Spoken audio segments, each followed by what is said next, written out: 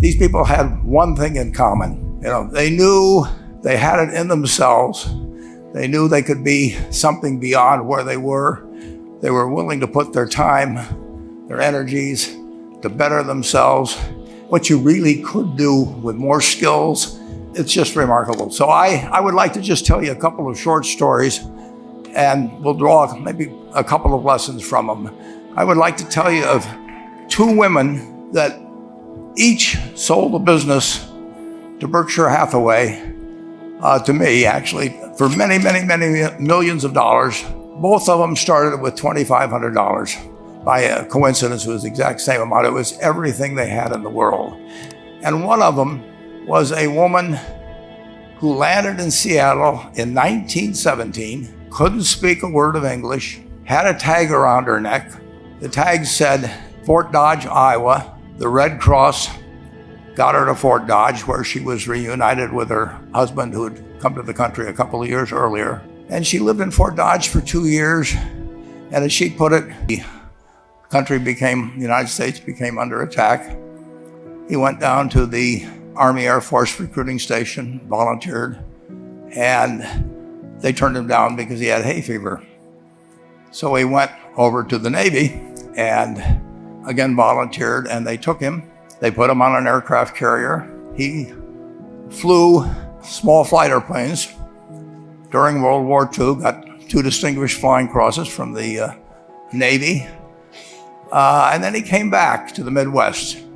So now we've got a young guy.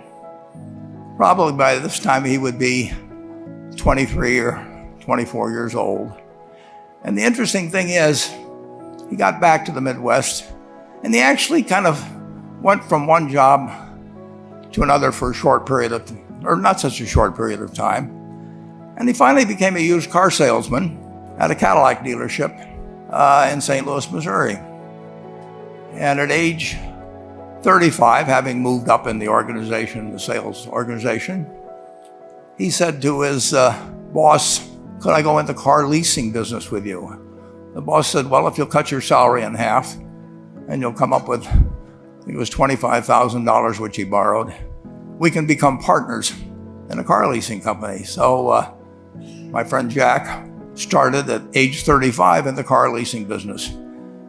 And he had 7 cars. It was pretty slow.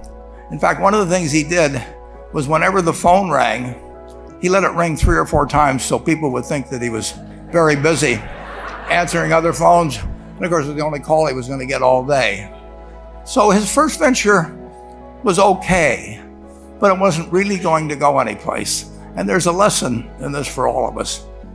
At age 40, he decided, with 17 vehicles, 17 cars, he was going to go into competition in the rent-a-car business. So now he's taking on Hertz and Avis and National and people like that who have hundreds and hundreds of thousands of cars.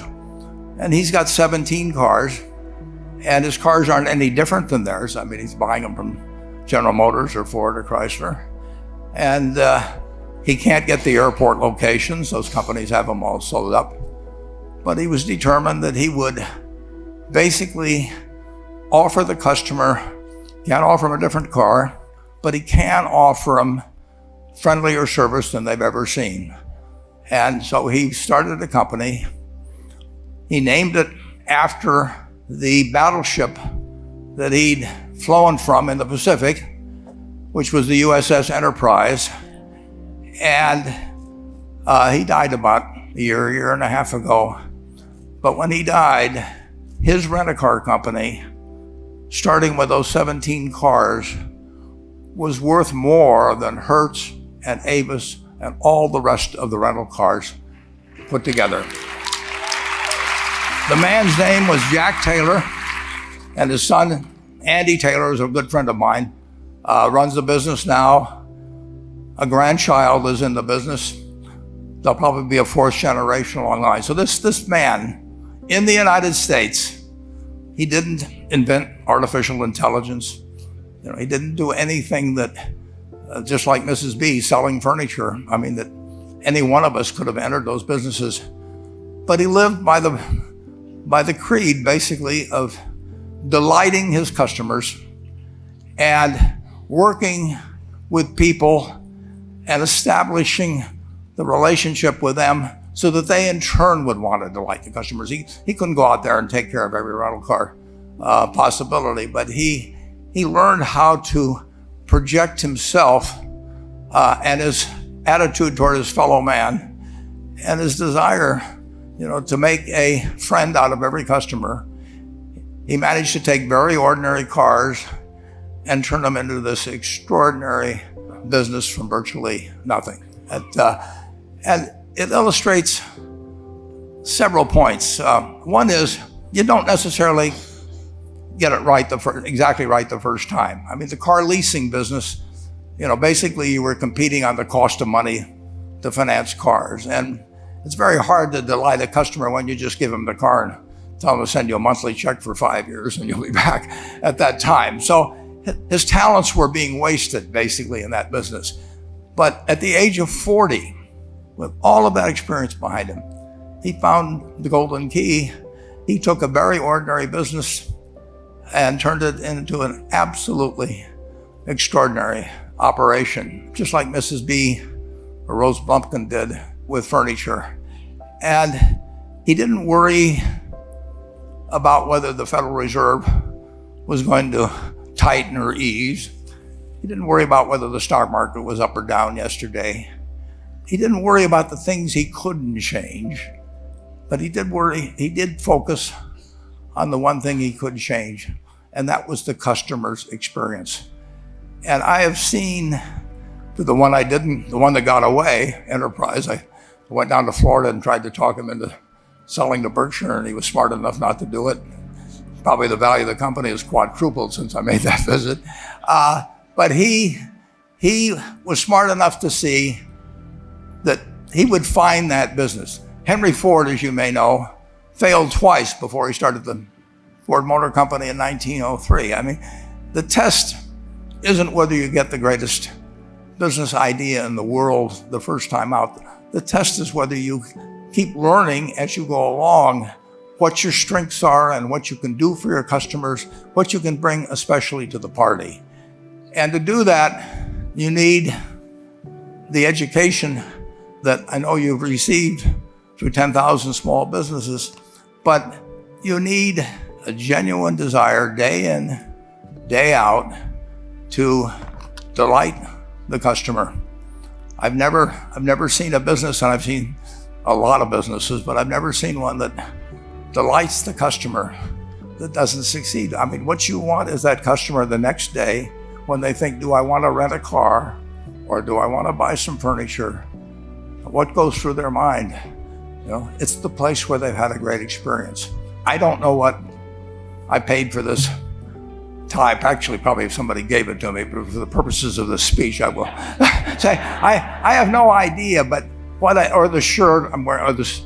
But I do know, I will remember how I was treated when I bought it. I mean, you long forget about the price, but you never forget whether you had a good experience or a poor experience with the purchase experience. And you'll have a hard time finding a person that's had a wonderful experience, a delighted experience in purchasing anything that isn't going to come back.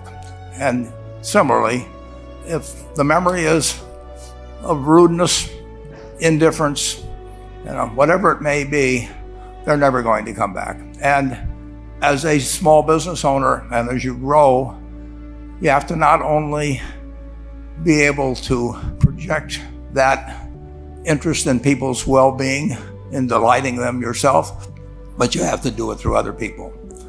And you won't be able to do it through people who themselves do not feel they're being fairly treated, that their views aren't appropriately considered. So you really do have to learn to multiply yourself through other people. And I advise the young people that come to Omaha. We have a number of classes. The key is to, certainly in terms of your personal life, the most important decision you'll make is the spouse that most of you will likely have. And it's very important to surround yourself with people that are better than you are. You are going to move in the direction of the people you associate with. So you constantly, I've been enormously lucky in that respect. I mean, I've just had teachers and friends and a spouse that really was a better person than I was. And I had enough sense to learn from these people that life went better if you behave better yourself. It took a while. So I advise you to seek out, as your partner in business, your partner in life, whatever it may be, look for the people that actually are examples to you rather than somebody that you think you need to straighten out yourself.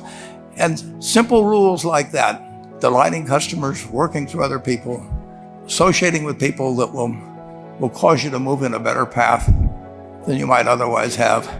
They will take you so far in life that it's hard to believe. I mean, they took Rose Blumpkin without being able to speak a word of English, couldn't read or write, and they took her to what is now a $1.5 billion business. And incidentally, there's been no money put in it since the $2,500.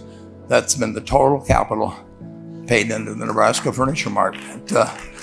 And I think if you looked at Enterprise, I don't know their books the same way, but my guess is that very little equity capital has been added to Enterprise over the years. The business built on itself. So I want to tell you, I admire this group enormously. When I met Dr. Mello's class on September 22nd, 8 years ago, I was thrilled. And I admire people that are doing what you have done.